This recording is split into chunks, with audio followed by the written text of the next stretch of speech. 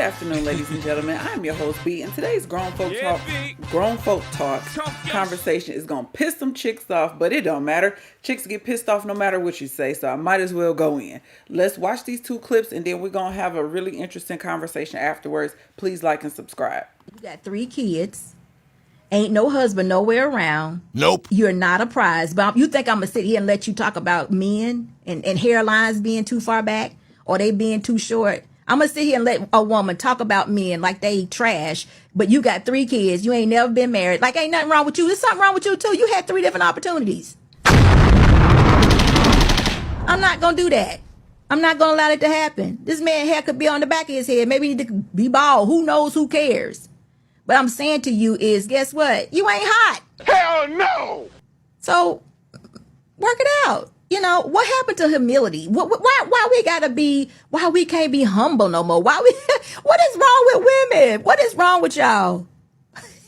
I'm talking about y'all. You ain't talking about me. I'm humble. I try to always give thanks from where I'm at. Tell you why Black women don't need a man. As a relationship coach who works with Black and brown women, I hear so many of my clients consistently say to me, I don't need no man. I'm a PhD. Ultimately, they absolutely want one, but they just cannot wrap themselves around the idea that they could possibly need one. The reason why they don't need a man is fear. Fear that needing a man will minimize their accomplishments. Fear that needing a man will minimize their strength. Fear that needing a man will put them in danger and put them at risk to be neglected, abused, or abandoned like they have been in the past. Realizing that you do need a man as a woman, realizing that men and women are interdependent and we need each other is the exact thing that will lead to the safety and security that you crave in the most amazing relationship of your life. All right, let's talk about it. Let's go all the way in on this. I really like what the older lady, the first clip, I really like the stuff she was saying. Let's talk about how vain and superficial we have become.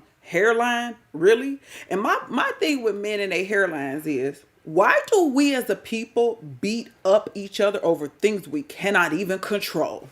You think any man want to lose his hairline? I know my brother had issues with his hair at a young age, and all the men in my family, all my cousins, they all have issues with their hairline, and I'm talking young, 20s, 30s. That's not something that they can help. You think nobody wants a receding hairline, just like chicks don't want their edges snatched out, but you do stupid stuff to get for that to happen.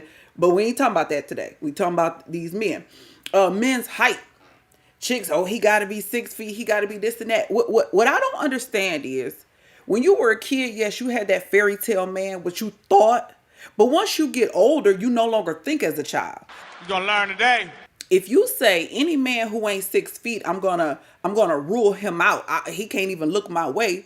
You dummies, you sit up here and you isolate and you're so picky that there's men that probably would do good by you and who would want you, but you're so vain and superficial. So it's, if his height ain't there, if his hairline ain't there, then I can't. And then spend the rest of your life single and alone, single mothers. And then you mad because, oh, I can't find a man with a good man out. You was too picky. You was too vain because you thought too highly of yourself. Let's get into it. Let's talk about how these chicks be out here trying to dog these men. Trying to sit up and dog men. The men you opened your legs to. You gave your diamonds, your gold, this beautiful, wonderful thing that the Creator gave us.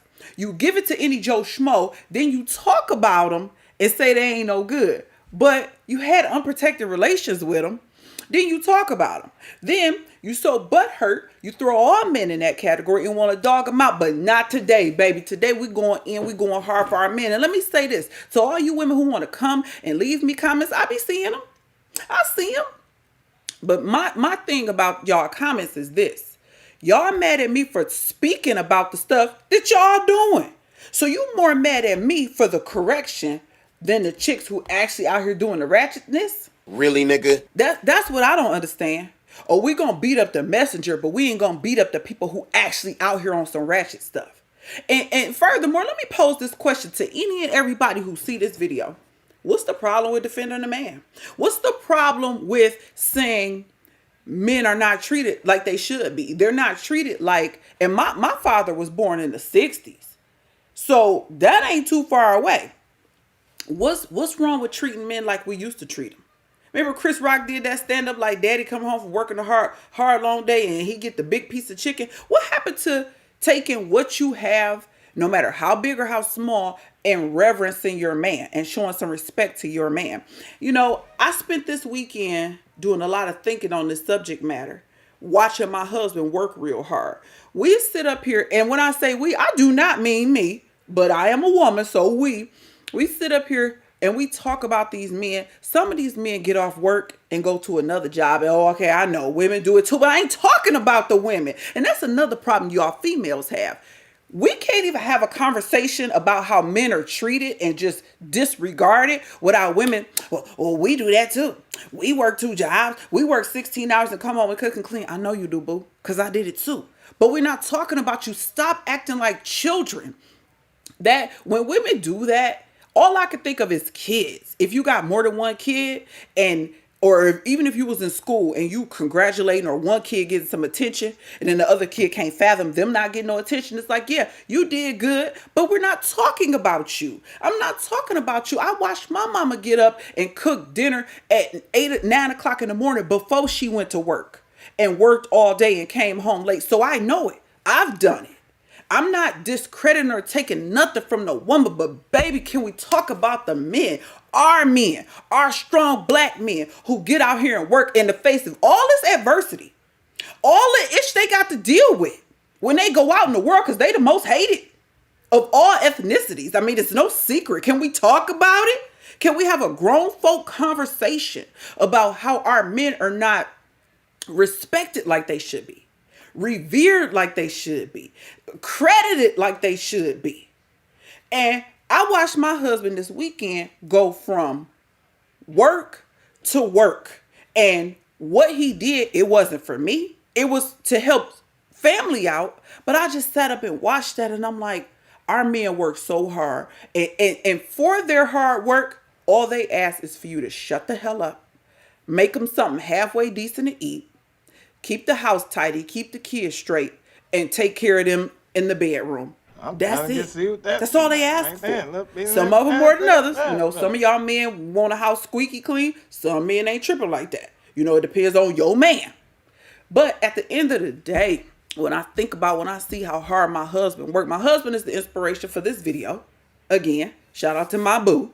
But I watched him this weekend, and I'm like, damn. It made me have an even greater appreciation. And if you watch me, I've been married for almost 20 years. So the first 10 years I was young and it was rocky. And I'm not blaming me being young as an excuse, but I'm just saying I didn't give my husband the respect and the admiration that he deserved. So now that I'm older, I'm trying to make sure that I make up for lost times, if you will, even though I know that's not a thing. But I'm just saying, these men, they go out and they work hard. A lot of our men have, what do they call it? Blue collar jobs where they work with their hands. And I'm not discrediting a man who don't work with his hands. I give respect to all my brothers.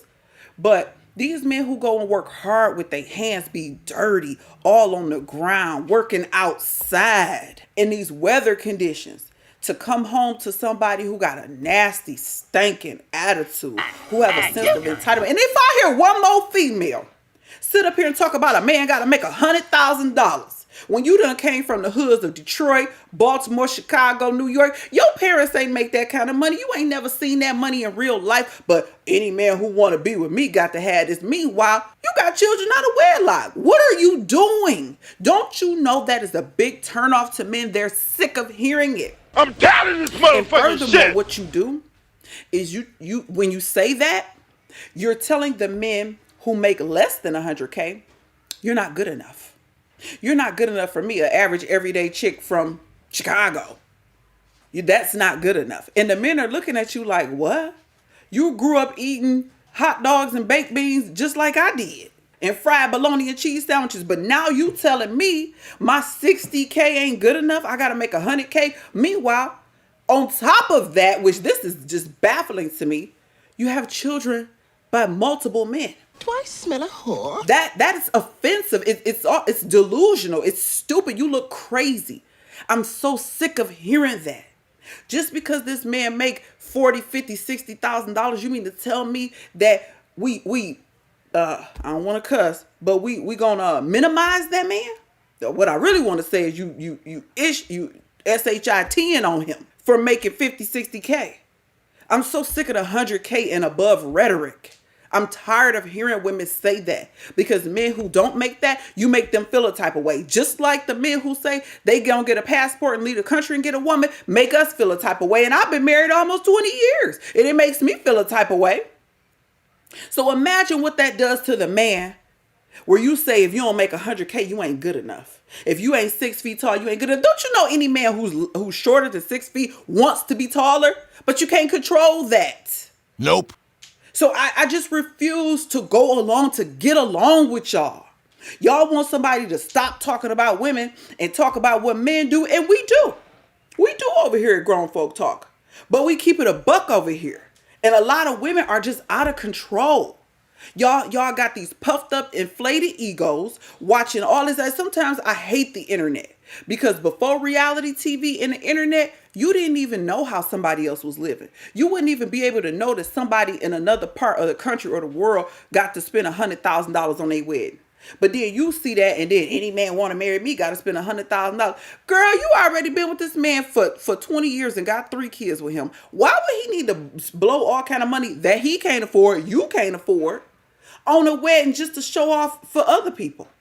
Just to flex on other people, girl. Look what he did, because I want to show off for some other bitter chicks. That crazy bitch out there again. I'm so sick of the way we are. And then y'all want to try to shame us. Y'all feeding into the divide.